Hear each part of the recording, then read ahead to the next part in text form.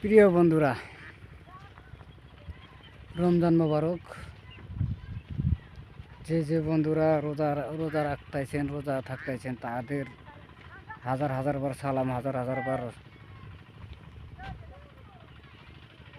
আন্তরিক ভালোবাসা।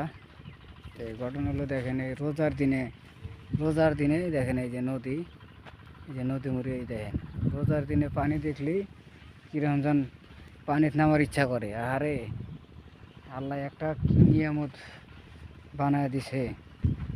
দেখেন এই যে নদী,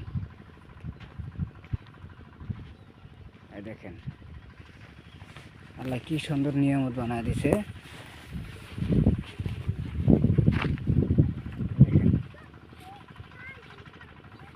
দেখেন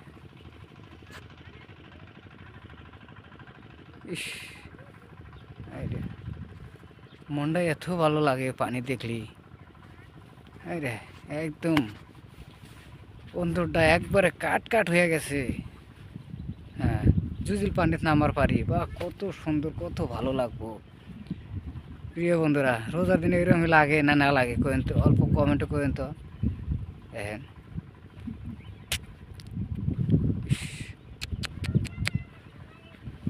হাই হাই দুঃখ রে, হাই রে হা।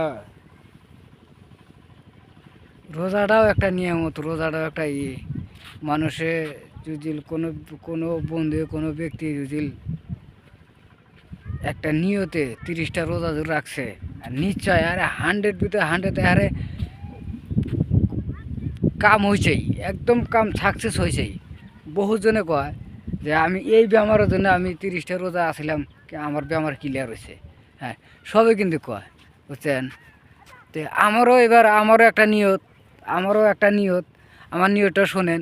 আমার নিয়তটা হলো কি জানেন, আমার পেটের মধ্যে বিষ করে। হ্যাঁ, আমিও আমিও না যেন তে নিয়ত করছি যে আল্লাহ যদি 30টা রোজা, 30টা তারাবি যদি পড়বার দেয় বা পড়ায়, আমি থাকমু।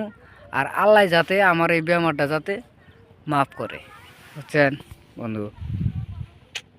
তে আপনাদের কাছেও কই, তে আমার জন্য অল্প দোয়া করবেন, আশীর্বাদ করবেন যাতে আমার বেমারটা আল্লাহ মাফ করে। হ্যাঁ, এত কষ্ট, এত দেখেন বন্ধুরা।